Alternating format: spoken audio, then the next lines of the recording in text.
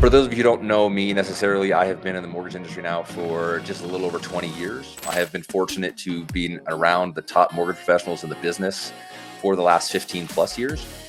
And if you've ever been in one of the groups with me, like a mastermind or an event, you'll know I ask a lot of questions. It is my trait of curiosity that I attribute a lot of my success to. It was also the same curiosity that led us to where we are today. And that's why I'm just really excited to help you understand what I believe about the future of this industry. In all the years that I've been in this business and surrounded by the best and brightest mortgage professionals, I've always asked everyone the same question. I always say, hey, tell me all the reasons why you're successful. And I can promise you, I've heard every answer imaginable, right? Over and over again, everyone tells me kind of the same stuff. But not one time, not once, did I ever hear someone attribute their success to technology. Right? No one's ever said anything about their technology helping them in any material way. And I quickly realized that all of us were actually successful despite having old, antiquated technology and systems and scalability.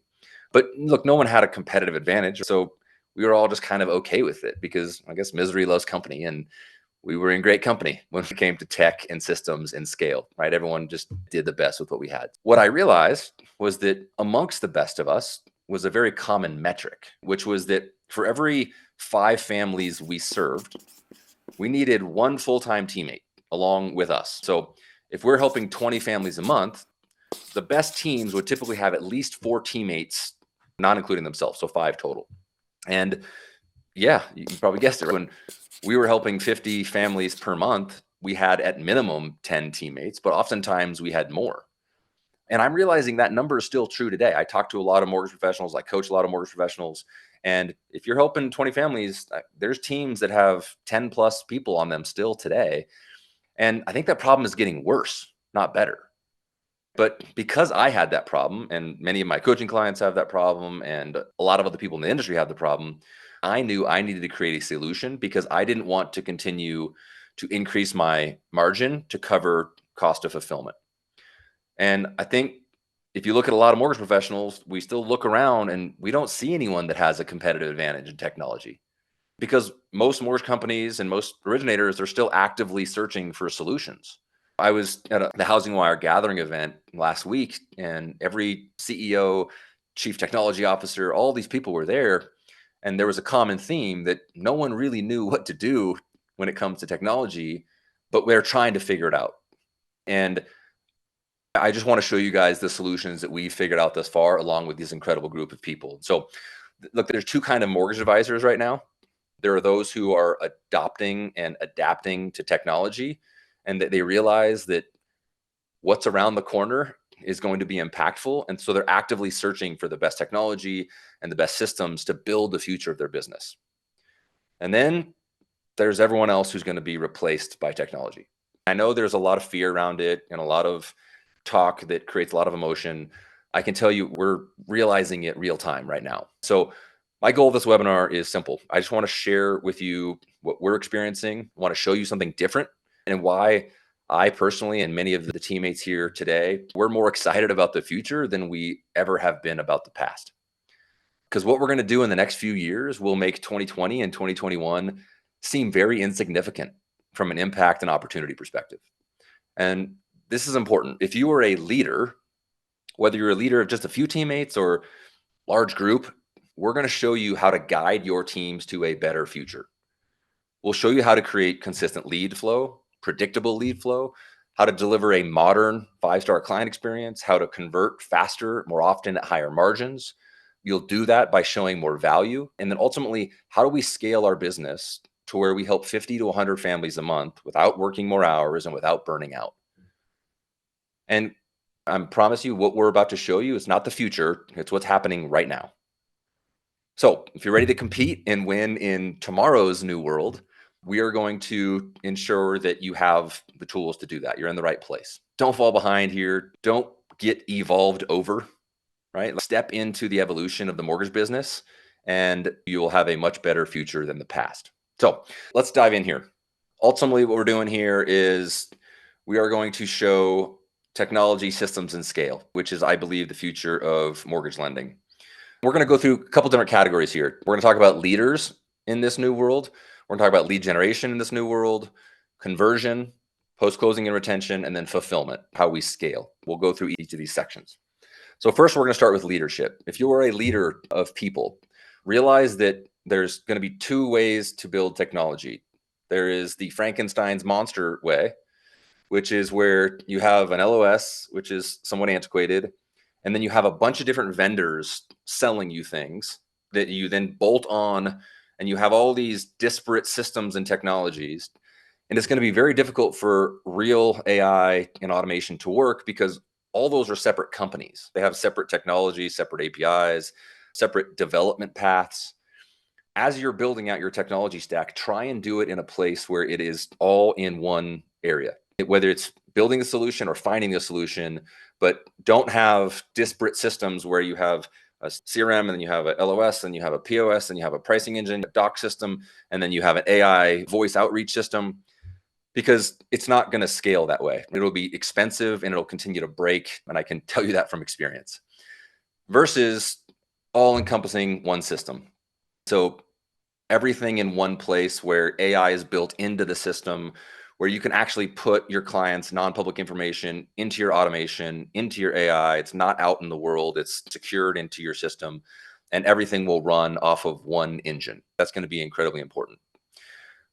Second thing, if you're a leader, talk to your company. If you're analyzing what companies to be at or where the future looks like, just ask the owner or the leader of the company, hey, do we have like real tech engineers here? Like, do we have Silicon Valley product teammates and tech engineers that are building technology?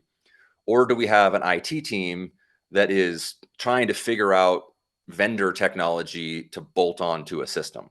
And look, this is not a slight on IT teams. I absolutely love our IT team. I've loved every IT team I've ever had because they help us with very important things. But IT teams don't build technology. They try and figure out how all these things work together. So look for an organization that has genuine technological engineers, Silicon Valley level engineers, product teammates that are going to build what you need as a mortgage professional for the next decade. And then this is a very important one. Again, if you're a leader, please make sure that the roadmap and the vision is shared with the team.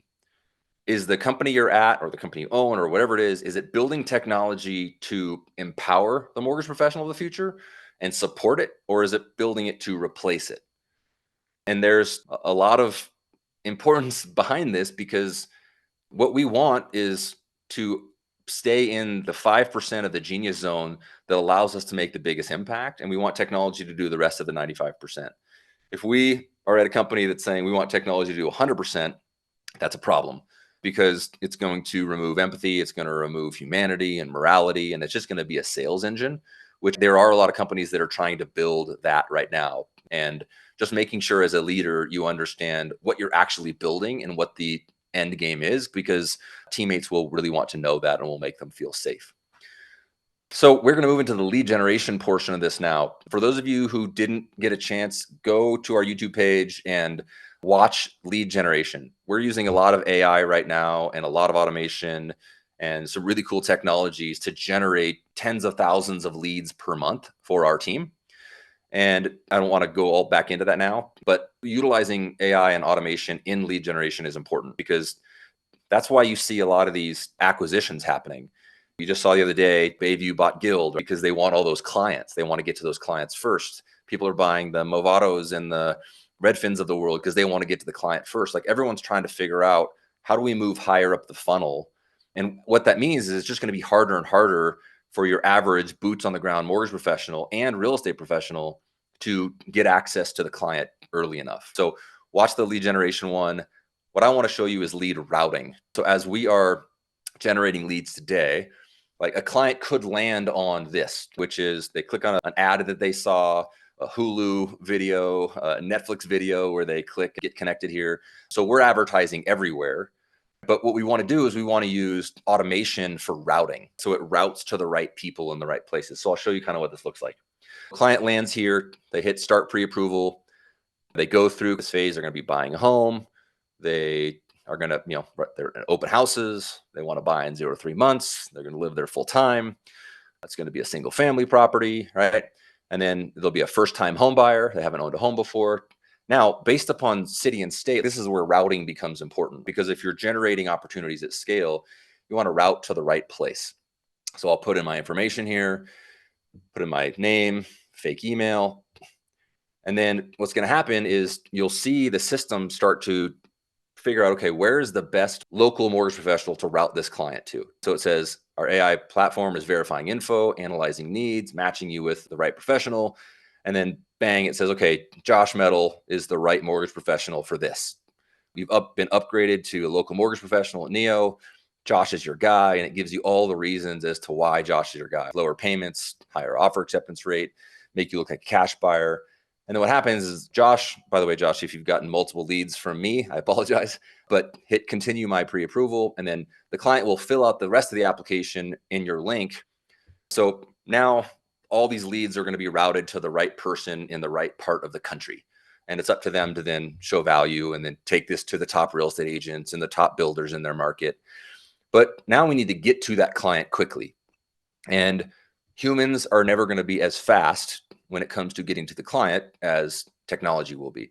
Let's see if this plays. Hello, Martin. This is Betty with Better Mortgage, a trusted partner of LendingTree, calling on a recorded line. I'm reaching out as you've recently shown interest in a home equity line of credit. Do you know how quick that was? I literally just hit the button. Wow. Okay, go ahead. I'm sorry. Amazing. But go ahead. I'm listening. Hello, Martin. This is Betty with Better Mortgage.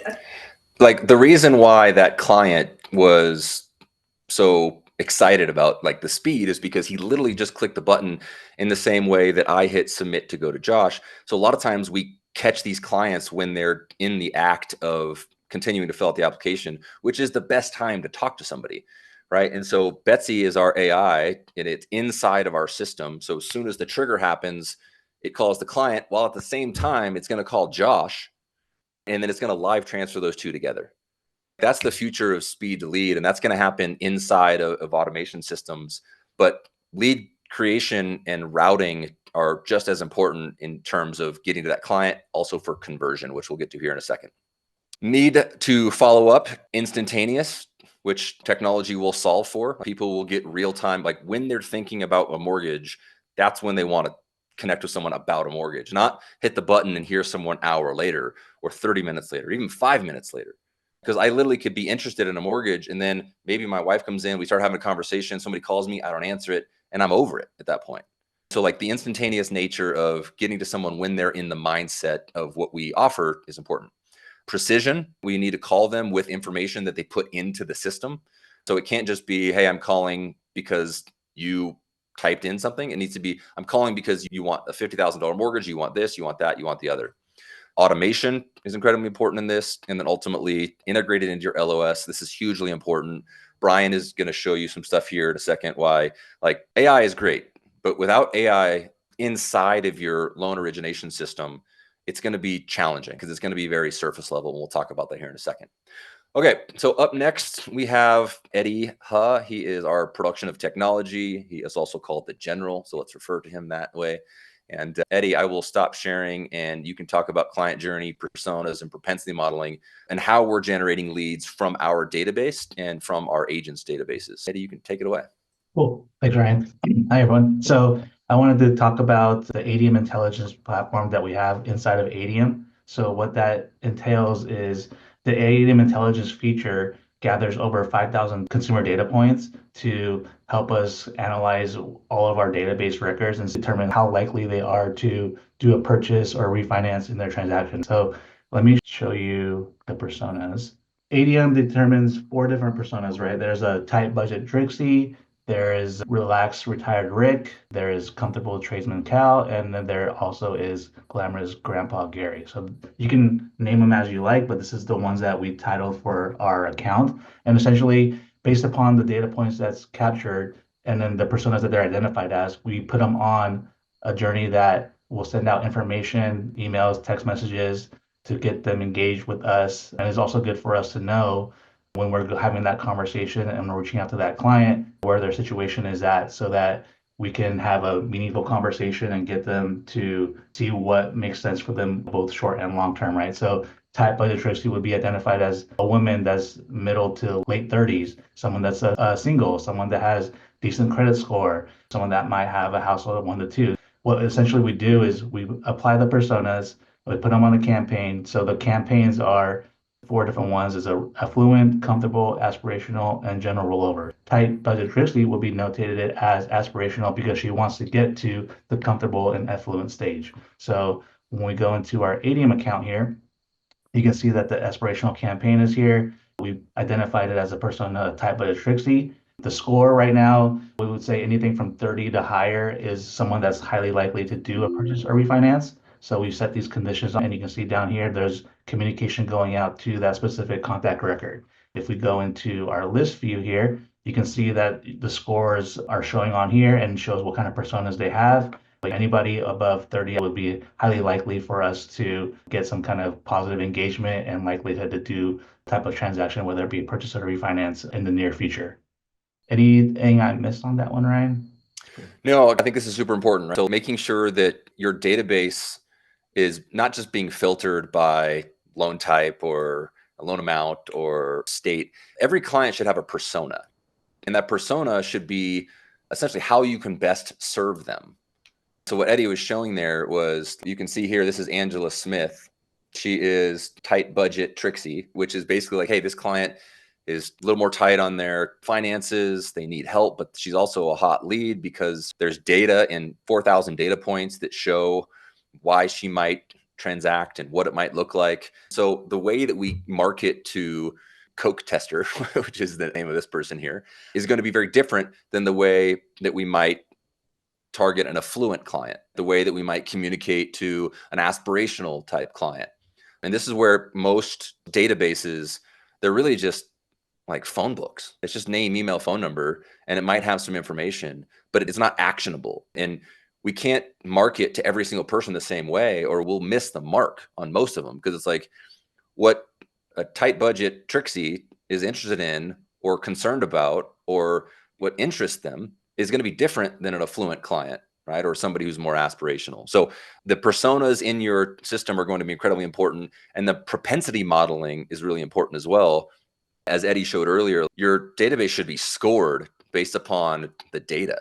And if you see someone north of 30, they should be on your call list. If you just start calling everybody, I hear people this all the time. I'm going to start with the A's, then I'm going to go to the B's, then I'm going to go to the C's. Like, why would you do that? Why don't you just start with the people who need your help the most? Well, I don't know who needs my help the most. That's where your technology should be showing you, right? Your technology should be showing you who needs your help, why, and it's constant data behind the scenes that is helping us really make the biggest impact in the people that need it the most. What else would you say there, Eddie? Anything else? No, I think you summarized it pretty well. Some of the consumer data points that is captured is their income, their household number, any property data that they own, financial data. So all of that is compiled into one and helps us determine who to reach out to sooner rather than later. Thank you, man. Yeah. Continuing on the lead generation path, this is important. If you don't know what AI agents or AI companions are, you'll want to pretty quickly here. So I'm going to play this for you. And I just put in, how will AI agents or companions impact the mortgage industry? You can see that like real-time lender matching, agents will scan hundreds of lender options in real time for interest rates, different offers. They'll have documentation requests. They'll have instant qualification in minutes because they can connect with the lenders. You'll have an always-on mortgage assistant, which is 24/7 Q&A, timeline management. And again, I won't go too deep into this, but this is right around the corner. There's a lot of AI agents and companions that are happening today. And ultimately, what's going to make possible is real-time lender matching, automated instant underwriting, clear explanations. And it says, bottom line, AI agents will act like 24/7 digital mortgage advisors, the best of a loan officer, financial planner, and processor, all with the speed and convenience of modern technology. Like, this is the end of SEO. Search engine optimization is not going to matter much anymore. It's really important that you ask your leadership, is our technology built for AI agents and AI companions? And if it's not, get to that place fast, because there's a concept called last mile. The last mile concept is that in the near future, people are going to have their AI agents and companions do a lot of the searching online for mortgages and trying to give them information. And it's going to put the mortgage companies in front of them that they think are the best match based upon that client's information. if your system isn't able to ingest the AI automation to connect and give that, you're just going to be out of that equation altogether. So we are really fortunate that our system was built in Vishal will tell you, and Better will probably tell you, like it wasn't intended on that, but the platform is built to ingest AI agents and AI companions, which means that our team will then get the opportunity to take the client the last mile, which is the most important part. It's the advice, it's the guidance, it's the strategy, it's the education, the analysis, the motivation, the things that technology won't replace. Right. And so making sure that you're aware of the future of mortgage shopping and how will you be included in that conversation is going to be incredibly important. Just wanted to make sure we touched on that. Again, it's not super prevalent today. And who knows, maybe it has a 25% adoption rate of people in the industry in the next 2 to 3 years. That's 25% of the people that we would like to be in conversation with, still along with the 75% who are maybe old schooling a little bit. Be aware of AI agents and AI companions. Okay, next is lead conversion is going to be about CRM communication and efficiency, custom configurations, automations with partners, and webinar lead funnels. So at this point, we've ingested the leads, we've went out and found them, we've got speed to lead very quickly, and now we are going to get into how do we start to convert these clients at a high level. So Eddie, I'll let you take it away. This contact record is an example from a recent client of ours that we got from our Better purchased leads. We have automations specifically built for these leads when they come in, and this has helped us increase our conversions in terms of getting a response and seeing how we can help the clients. So the lead came in at 418 at 841. You can see that a text message and email went out. You can see also on our notes section here that our team member was able to connect with them or put in notes around 9:52. So by that time, we connected with that lead. They were able to get their application in. We were able to start retrieving their documentation, getting their pre-approval already done and reviewed. So this is a great way of having the system do its part, right? Creating the automations, making sure that we're speed to lead, connecting and converting at a high level. So we've been seeing great success with the automations that we have built within our CRM. And in terms of like custom configuration, we have a whole wide of automations that we've created for all of our users. These would include in-process workflows, long-term nurtures, emails that go out to our realtor and client database on a weekly and monthly basis to give them information on the housing market. We have specific workflows that is part of the Neo way where we have our client success managers communicate with our borrowers post-closing. We have birthday automations. And then also the user can create a customized email automation. So if they want to market an event that they're doing or hosting, they can do that through the CRM. One example here is we partner with My Credit Guy, which is a credit repair company. And so whenever someone might need more credit repair assistance to improve their score, to get them approved, we put them on this drip campaign. We'll send them out email touches as well as text messages. And here is an example in the email. It has the link for them to get signed up with the My Credit Guy. So if they click on that link, it takes them straight to here. It'll show how the Neo and the My Credit Guy partnership is. And then once they put in their information, the My Credit Guy team will receive it and they'll connect with the lead that you referred over. And then also My Credit Guy will get back to you with updates on how that client's progress has been in terms of improving their credit. So that's an example of how to create automation with our partners through the CRM. Awesome. Thanks, Eddie. So yes, you have to have really great communication efficiency. You have to have really incredible workflows on different client journeys. You want to have automation with external partners like credit repair and these other places, but you don't want to do it manually. If you have to manually be like, oh, well, let me put so-and-so in touch with the credit company, and then you have to follow up, you have to do these things. Like when you're trying to help 50 to 100 families a month, you're not going to have the time, space, or energy to not have all of this automated, to not have technology convert your best intentions into actionable steps. The last thing I'll share is my friend Neil Dingra. Some of you probably know him. He's been doing awesome with teaching people how to do webinars. He'll help you understand the messaging, what to put out into the world, and then you get 100 plus people to show up at your webinar. And these are home buyers or homeowners. And then you need to create custom funnels. And a lot of CRMs don't allow for that customization or landing pages.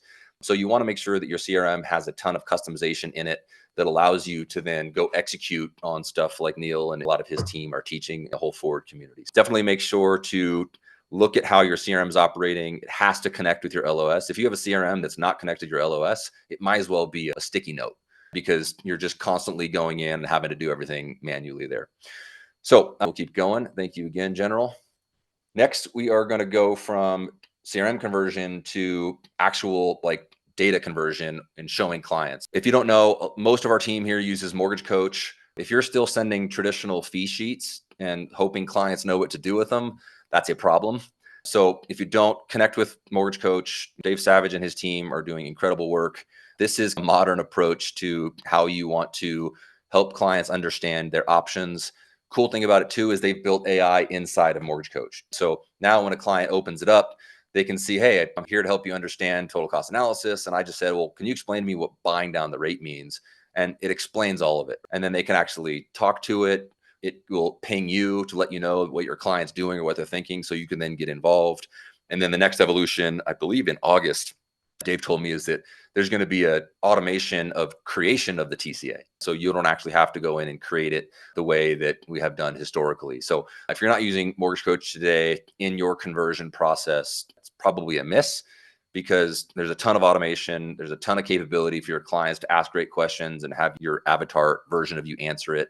But make sure you're using some form of this when it comes to helping clients understand their financing options, because this is stuff they're going to want to see, and they're going to want to see it right when they want to see it. And if someone's sending them a fee sheet, it's not a good look. It's not going to help.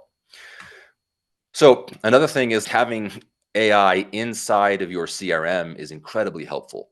So this is a good example of an AI agent working on your behalf. We talked about AI agents on the client's behalf. If you're in your ADM CRM, this is an example. It says, hey, Michael, we identified Jesse Miller has a propensity score greater than 25%. So you saw all those people that Eddie pulled up in our CRM that have 30, 32, up north of 40%. Right? And so it's like, well, let's reach out to all those people. Literally, you're in here and your AI agent will say, hey, Michael, we see that Jesse Miller's above it. Do you want me to send him a text? So say, Jesse, hope you're doing well. Just checking in to see if there's anything, blah, blah, blah. Do you want me to send it? Yep. Click send.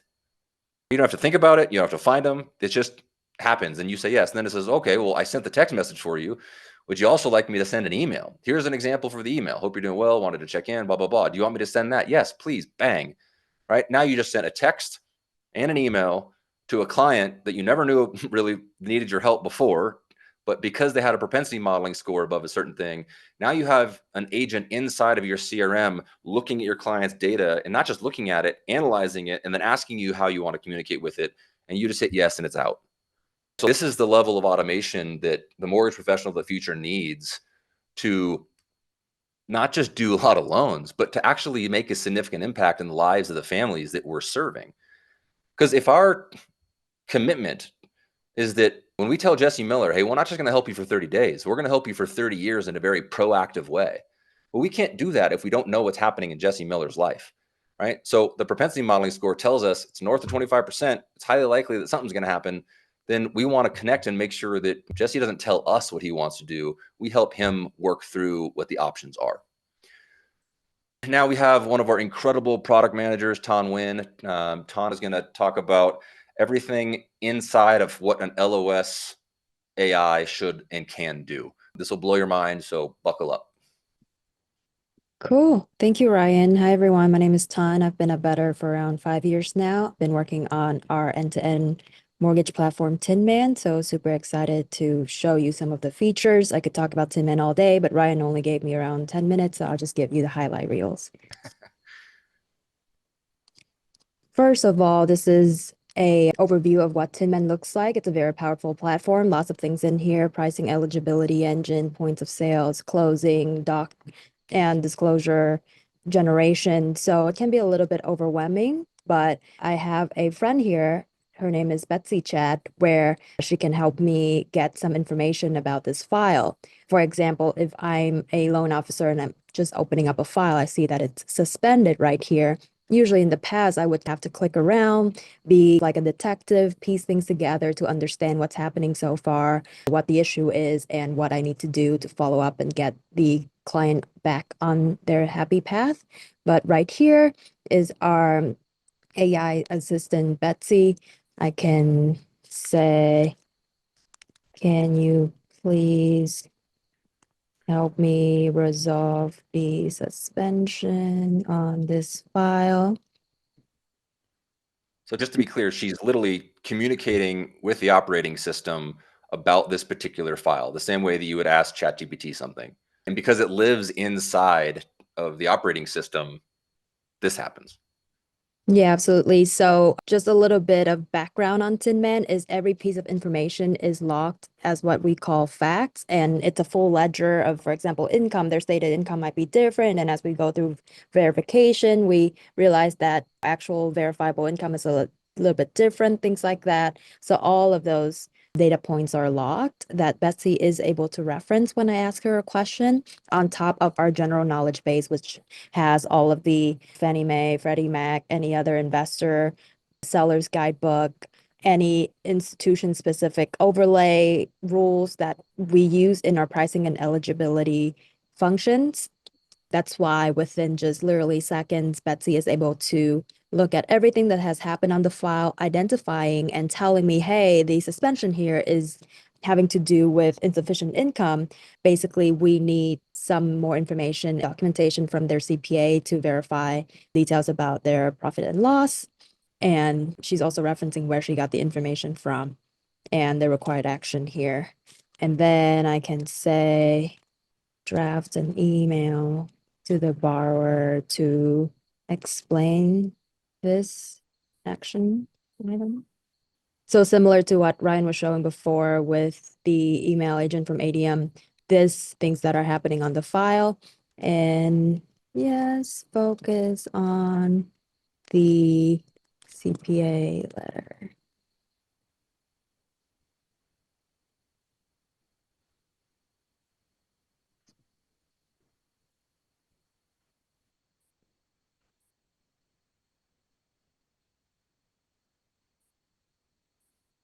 So she's helping me clarify what exactly is needed from the CPA to be able to bring this file back to a happy path. And just another file that I want to show you, slightly different, is actually a HELOC where DTI is a little bit over the limit as well, and the file is also suspended.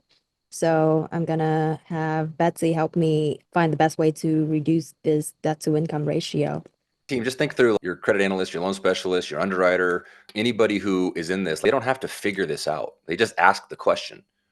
Like, why is my DTI here? Or what do I need to get to the client? Like, it's all done. The email's written, everything's ready, and it moves. And because it's inside the system and it knows what we specifically need, not just what the standard guidelines are. Now it's saying, hey, why is the debt ratio here? And then you'll see it says you'd like a more specific breakdown or for a revised DTI scenario. And then Todd, you can take it. Yeah, for sure. And it's showing me the current DTI is obviously above our 50% threshold and also the biggest drivers of why the DTI is higher. So I can say, help me run the best what if scenario to revise DTI. And again, she's looking at all the different facts and referring back to the knowledge base here to see what we can do here.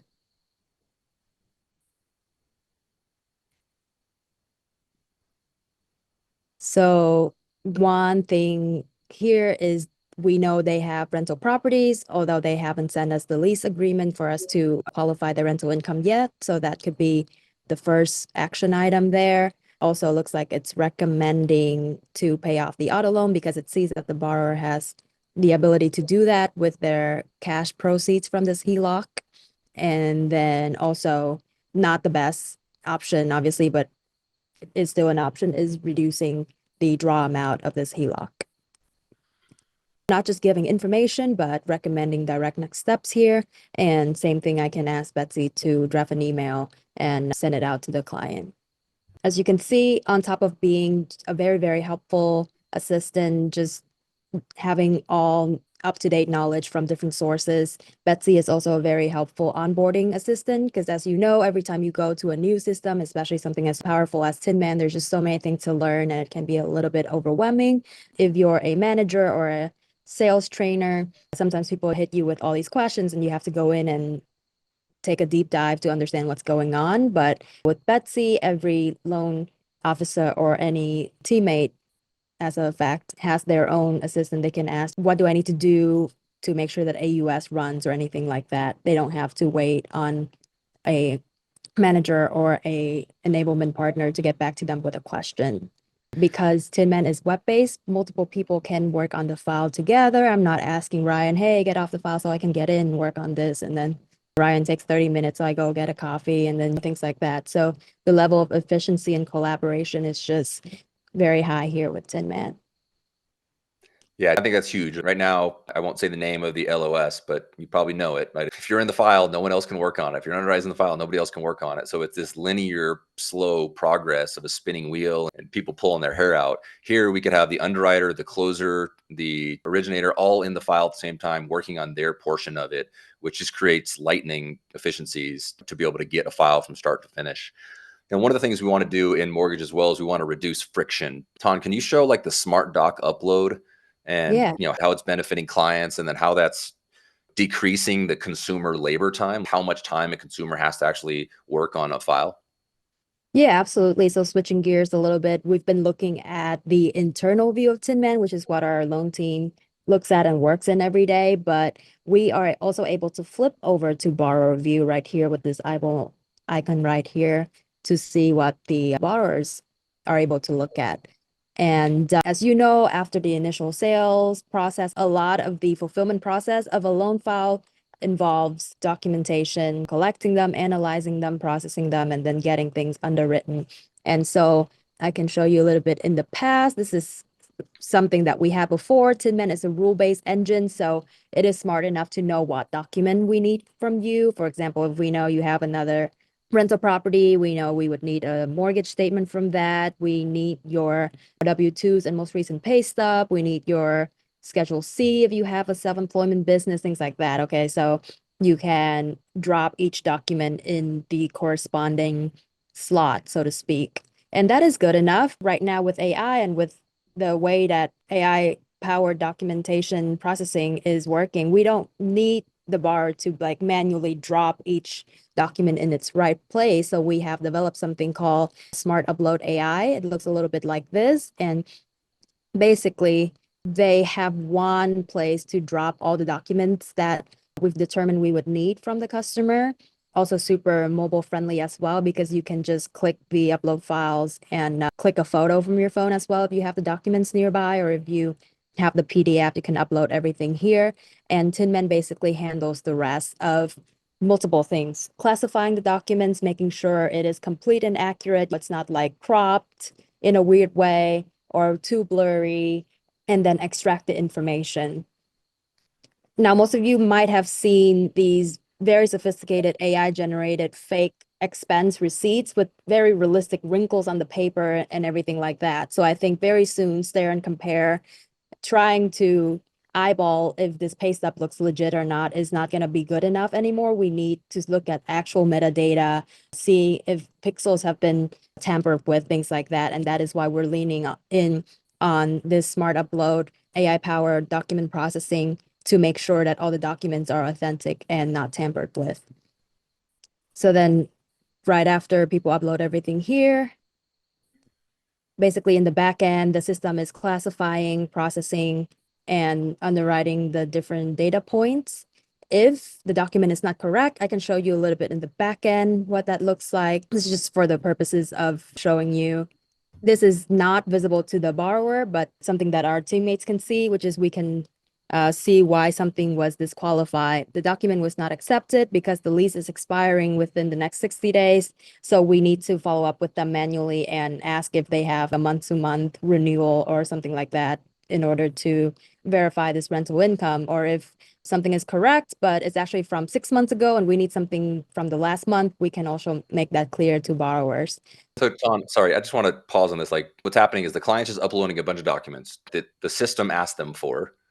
And then it's not only placing them in the right places that they need to be, but then it's analyzing each one of them and saying, hey, this one's too old, right? Or this one has a lease agreement expiring, get a new one. Like these are all stuff that we typically would have to have a teammate get it.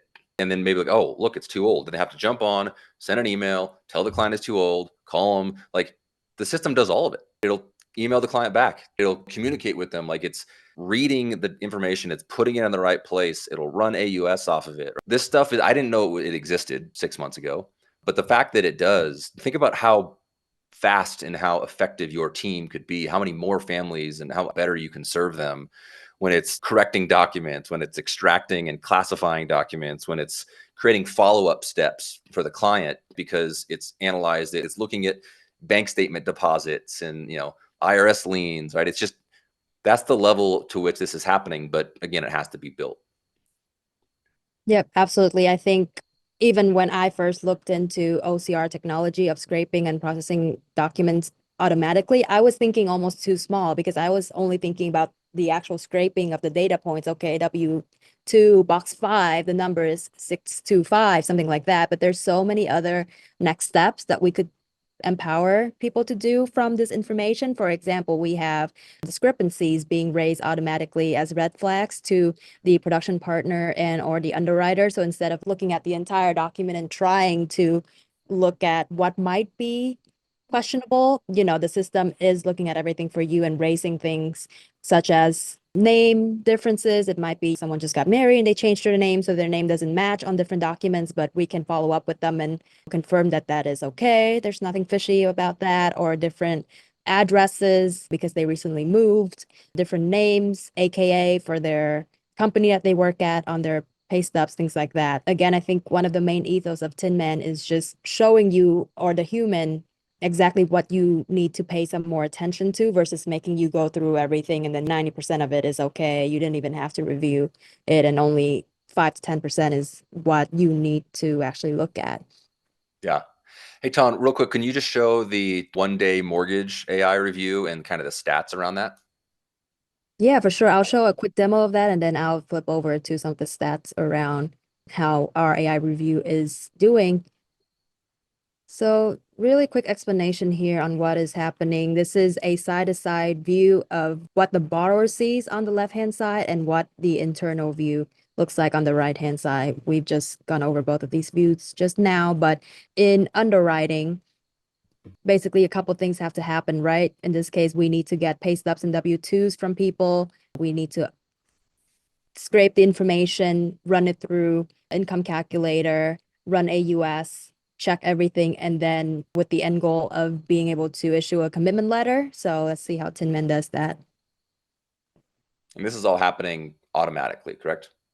Yep. So right now, as you can see, the borrower just uploaded their income document, so nothing is populated here yet. But let's go back. Make sure that it runs through OCR by submitting it. I'm actually slowing it down a little bit here because in reality, a lot of things happen in the back end of Tin Man. We're trying our best to break up the steps here just to show what happens. All the green bars at the top here represent different tasks that Tin Man is doing, running through what we call hands-free income calculator, running AUS. And it's almost like a blink and you'll miss it moment, but as you can see right now, hands-free income calculation has finished, and by the pay stubs that were submitted, we know that the borrower gets paid semi-monthly. This is their income, this is their pay rate, pay period, W-2 information for the year 2024. And this is the income that we are able to qualify them with. And then with that out of the way, a couple other things that Tin Man's doing in the background, such as the AUSPs and confirming assets and things like that. Again, going down to the milestone, which is right here on the bottom right of the screen, you can see that Tin Man is flipping it from underwriting to the next milestone, which is, did you see that? It just flipped to conditional approval just because Tin Man has determined that all of the conditions have been met. Again, a bunch of things happening here.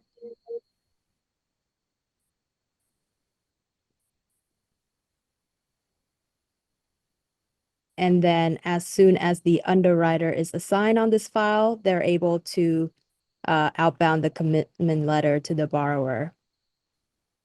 And flipping over to the borrower side on the left, borrower view on the left-hand side, emails come out too, but if you're on the phone with them, you can say, hey, like refresh your screen and ta-da, there you go. The commitment letter is right there.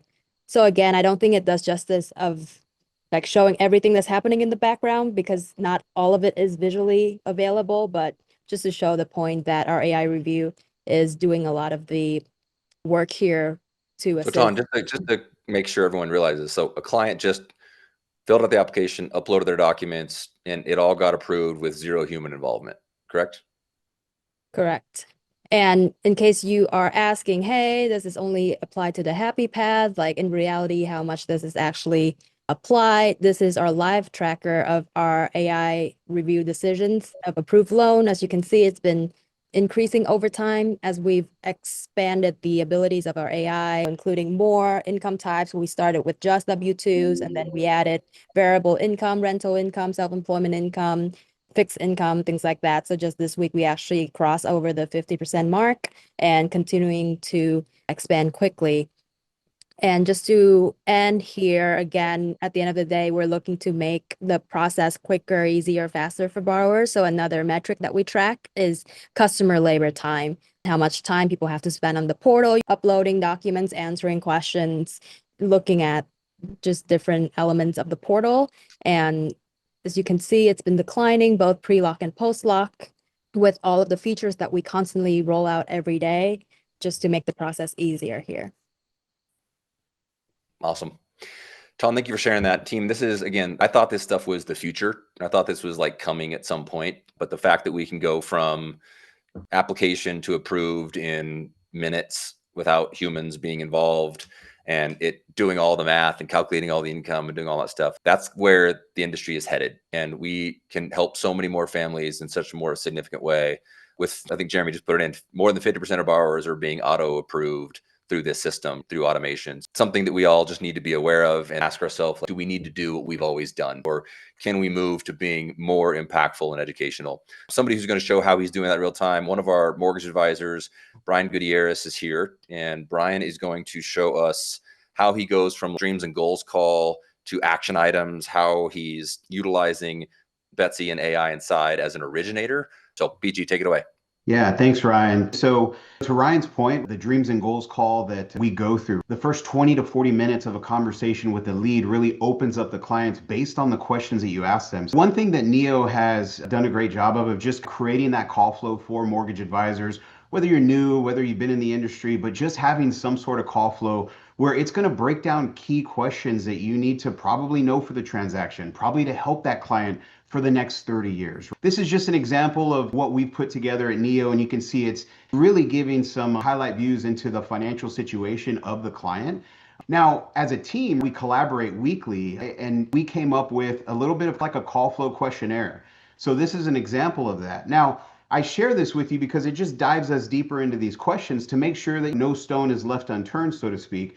But when you go through this, you think about the current mortgage originator out in the market. And I was one of these where I ask these questions, I'm taking notes, and then I have to go back and say, hey, say that again. And what we've really championed with AI and coupling with even ChatGPT before Betsy was in our LOS, it was really a way of just creating a process so that way we can do this dreams and goals discovery call at a whole different level to create an overall client experience that is better than anything any of us have ever done as mortgage advisors. So one thing we did was we really pushed everybody to Zoom. Whether that Zoom call is video, so you can share screens, so you can maybe show different movement in the mortgage market, or if it's just to get on the phone to record the call. So the first thing I want to share with you guys is in your Zoom setting, if you go to your settings and hit record, you're going to actually have your smart recording AI companion, and then you're going to have all these different options. Just make sure they're on.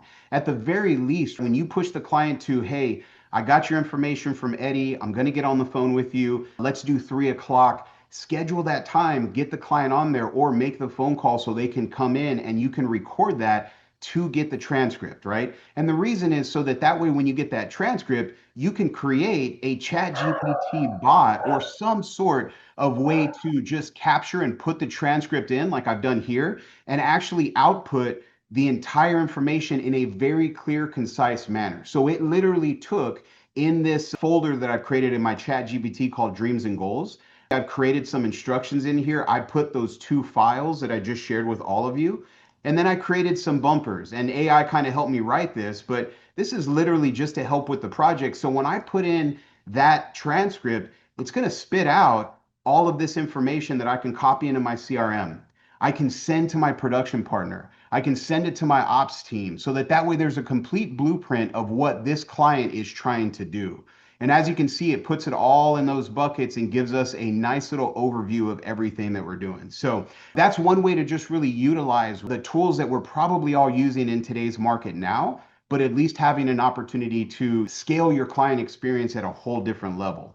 As you saw Tan actually put out there, right, is that there's a number of things that we can do with Betsy, just helping us with a file decision. But now as a mortgage advisor who's living and breathing on some of these files that maybe may not even make it to a production partner because of a credit score, or you may just have a different need for it in the day-to-day, we've created some prompts, and these prompts are just a collaborative effort of people saying, I wish I was able to do this, or I wish I was able to do that. So very similar to what Tan and Eddie were doing, we have some test files here. So I'm going to bring that up and show you guys that this is Betsy inside of a test file. And all I'm going to do is, so this is a credit boost prompt. So somebody comes in and has, maybe a 580 credit score, and we can kick them over to a third-party partner, follow up on it like Ryan mentioned, or we can put them in a campaign with automations, or we can maybe give them a little bit of a blueprint and just say, hey, this may be something that would work. So as I put this in here, we created something where we can actually change the credit score. So I think my credit score on this file is something crazy like an 8, let's see here, 815. So let's say we want to get that to an 820. Cool. We're going to go up a little bit. So you'll see that Betsy is going to spit out exactly what needs to happen after it's analyzing the facts, the credit profile, putting everything together. And this is all built using Betsy and GPTs to basically help us put the ideal prompt together for what mortgage lending is looking for. But I mean, just take a look, guys. It's giving us something that some of us send out to a third-party credit reporting or a credit repair company, and our client may be sitting there for 30, 60 days, and we don't even know what's happening. We don't know what our timeline looks like. But this has given us a very, very quick overview. Now, the one thing I would share is, that this isn't a for sure thing, just like you would on a Wayfair, like, what if simulator or anything like that. You just want to make sure that you put all this together. That's one example. Another one that we have is production partner. So transferring that loan file off to a production partner or to an ops partner. You can sit there and type it out in an email form. You can have a Word document that you copy and paste and you put it into an email to send out to your team, or you can just prompt right within Betsy. And as you can see, that AI generative tool inside of your LOS just basically puts the entire blueprint for you of what that file is set up. So you set your entire file up, you're ready to package and push it to processing. That's a prompt that just helps you execute at a higher level. For those of us that are working with our insurance providers or our financial advisors and sending referrals out to them for clients who have that need, this is a very simple just prompt to help us actually put together a quick email to send an insurance quote out to our trusted insurance partner. It gives all the data for the information. All the insurance agent has to do is pick up the phone and get the simple stuff like date of birth, driver's license information, so we can kind of hand this off in a cleaner way. We've created an actual automation within ADM to where when we put the date in, it actually sends an email to the production partner. Production partner now has that email task to complete and send to the referral partner. So again, just creating those 10 to 15 minute efficiencies that Ryan was recommending. Here's an example of one for financial advisor. For the sake of time, it does the same thing. It just grabs asset information. Here's a refinance strategy prompt. So those files that are in a closing queue, I'd have to do that on a live file, which I'll pass on today, but we can put this prompt in there and it will actually give us a refinance strategy for the client to help us just, again, start the process of a TCA or put something together. It just helps us create a little bit more efficiency with time. PMI breakdown. So when will that PMI fall off of that conventional loan? Temporary buy down prompts. So this is built for Neo and what we offer on temporary buy downs. We can get those in a moment's notice now by just putting that prompt in. And then one of the favorites that we just want to showcase is a closing gift. I saw one of our teammates, Jason Russell, throw that out there. But on a live file, it's looking at credit information and bank information, spending habits, and it's basically putting together something. So imagine if you're licensed in, let's say, Arizona, and you have somebody purchasing there. You may not be 100% familiar with it. Well, this will allow you, because it'll use GPT to put together the top 5 closing gifts for that client.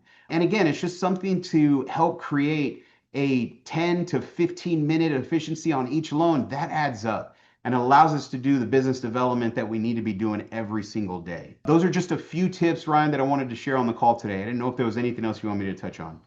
That was great, man. As you can see, as a mortgage advisor, Brian is shaving off 10, 15, 20 minutes per task. And he just showed you close to 10 of them. So think about how much time and energy that gives you and your team and the consistency in which you can deliver great results. And so the key here is you have to be able to talk to your LOS as a thought partner, as a production partner, as a business development partner, as an ops partner. And there's nothing we can't ask it. But again, the automation has to live inside your LOS. Otherwise, one thing you do not want to do is you never want to share any client information into a standard GPT. Like if you put NPI outside of your system, it is a massive violation. So don't just type this into regular GPT and say like, what can I do here? First of all, it won't know the facts of your client or your file. But secondly, if you start to put those in there, it's a violation. So don't do that. BG, thank you so much. Eddie, let's move to you and just show us some more of the lead conversion during when it comes to like what some of our in-process stuff is, like during the actual transaction, how we communicate with all parties, and some of the gifting stuff we're doing. As you can see here on my screen, this shows all of our in-process automations, milestones that's done during the process. When app is received, when files sent to processing, submitted to approval, underwriting, conditional approval, clear to close, funded. Here's an example of a submit to processing email. It'll go out to the borrower. You can see it's also going out to the buying agent, buying transaction coordinator, as well as the seller. If it's a builder loan, then I'll add the builder on there, a title representative, and also via text messaging, the agents will get that notification. If you go into the email itself, they'll give the borrower the update on what their status of their loan is. So this is what a service that we provide here at Neo is the Homeminder Assistant. So essentially they can click on this link. It'll pop them to this link right here. Well, they'll be able to schedule a time to meet with the Homeminder Assistant team to help them with their relocation services. So if they need help setting up their TV, internet, cable utilities, moving services, they'll just go down here, put in their information, and that Homeminder Assistant team will call them and schedule a time to meet with them. In that email also will be a short 1-minute video. If I go in here, it'll just start playing it, but it'll essentially talk to the borrower, tell the borrower about what the Homeminder Assistant is and what kind of service it provides to give the information valuable to the consumer, to the borrower, for them to engage with that Homeminder Assistant team. Helping your clients move into their new home, helping them save time and energy, helping them save money. Like it all should just be built into your system. You shouldn't have to call a moving company or give them referrals. Like it should just happen as a part of your standard offering. Yeah, and then we have another one, for example, as conditional approval, we send out personalized cookies to the borrower. It's all built in within the CRM. So when the milestone hits conditional approval, an email goes out to our cooking vendor. It has all the merge fields populated from that transaction. Will include all of the buying agent's information on there. So it's co-branded. Essentially, it'll look like this. It'll have a box of cookies with the branding on there. There's 12 cookies on there. 6 of them will have the sticker with the agent partner information, and the 6 will be the mortgage lender. But yeah, that's the process that we have built in through the CRM automated. Yeah, again, automate your best intentions, right? Automate your gifting process, automate your co-branding with your agents. So our team will literally just get emails or text messages being like, thank you so much for co-branding me on those cookies. My clients brought them to work and they loved them. That's the kind of stuff that elevates your brand and elevates your realtors to a place where it's just happening behind the scenes. You don't need to worry about hiring somebody to do that or having somebody in your office manually do it. Because again, we all have the best of intentions, but if we don't automate those intentions, sometimes we do it, most of the time we don't. So Eddie, thank you again for doing that. Okay, so post-closing, we talked about before, we talked about during, now we talk about after. After, we need to, again, show our clients what we do and how we do it. In this particular case, they get an email, they know what the Neo Experience is, they get set up with our Neo Experience app, which is their wealth management system. They get set up with their home concierge, which helps them keep their home maintained at a high level. They get their monthly real estate wealth digests, and we explain to them all of these things that are happening. We let them know about our strike rate, our perfect mortgage promise, and our long-term client commitment. And this is where the CSM roadmap kicks in. So the client knows, hey, we're going to do an initial call that helps with setting expectations for the next 30 years, that helps you understand how we're going to help you with servicing and first payment information. 3-month mark where our client success teammates are going to refer CPAs, financial planners, estate planning attorneys. 6-month mark is where our perfect mortgage promise really starts to kick in, and our annual financial review every year. And then it gives them really good clarification as to what they can and should expect from us year over year. And again, we want to sell a different product. If this didn't open your eyes to this point to tell you that almost the majority of the loan process is going to be at parity, so then we have to ask ourselves the question, what can we do? What can we offer? Who can we become that automation can't replace? And this is that, right? It's the long-term proactive commitment to helping people grow generational wealth in a way that most mortgage professionals won't have the ability to do because it's not automated, there's not teams approach, and there's no AI involved in it. I will tell you that having a consistent file flow process in a team is incredibly important. This is inside of our learning management system. So you'll see every single teammate has a task: lead intake, pre-underwriting, TBD process, disclosures, lock, third parties, order outs, preparing files. It's assigned to every person. And ultimately, this is what your team makeup should look like. If you were helping 20 families a month, so let's say it's my team, it would be me, I'd be the mortgage advisor, I'd have a production partner, a credit analyst, and a loan specialist. And then we'd work with underwriting and closing. But I can help 20 families a month with these 3 teammates. This only really happens if there's consistency in that process. And so this is taking me to the opportunity page here. This is going to lower your cost of fulfillment. We currently have about 40% lower cost of fulfillment than industry average.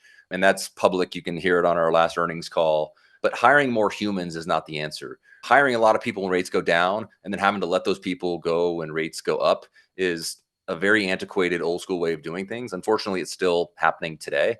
I want to help you guys with that.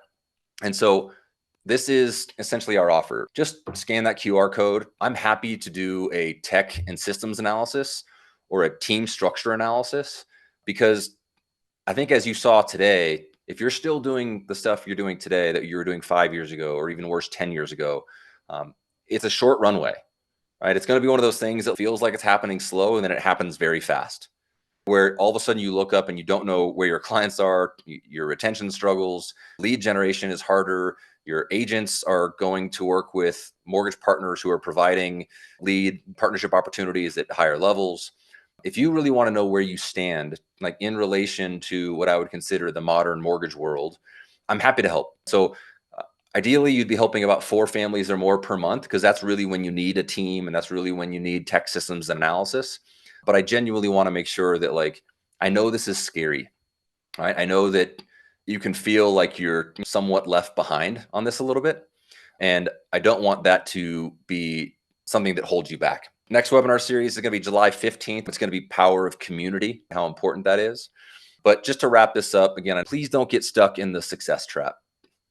The success trap is exactly that. It is a challenge where most people define themselves by where they are today. And that's a trap. If you're successful right now in 2025, that's awesome. But it's also can be a little concerning, because what you never want to do is you never want to value yourself purely on your current accomplishments. And if you're currently successful, that's great. It feels great, right? It feels like you don't need to change or do anything different. But instead, value yourself for the sincere pursuit and improvement and impact, right? And what you're trying to do there. Spend time on things today that will not only give you more time tomorrow, but will help you make a greater impact, be a better leader, will help you shape the future of the industry so it's not shaped for you and without you, right? Like, this is what that, like, it's a trap to stay into that current place. We want you to get to a place where you have never been more excited about the industry than you are today, where you genuinely know that the next 10 years in this business will be led by people like you. It'll be led by innovators. It'll be led by people who are really uncomfortable today. Like, candidly, our team has been uncomfortable for the last 3 or 4 months during this transition, because we had to get off an old antiquated system and we had to learn everything that you just saw today. And that doesn't happen overnight. And it's frustrating at times. But goodness, after seeing this, can you imagine if we were still on the system we were on previously? Like, it's not where we want to be. So get uncomfortable today in pursuit of a better tomorrow. Because if you stay comfortable today, tomorrow is not going to be fun. So use that QR code, reach out if I can help, to our incredible team, Tom, Brian, Eddie, Kristen. Thank you guys all for your help. Everyone behind the scenes, thank you for your help. Hopefully this was impactful. And if you have any questions, again, reach out. But The future's here, and we're pretty excited to be driving the train as opposed to being on the tracks when it shows up. Appreciate y'all. Talk soon.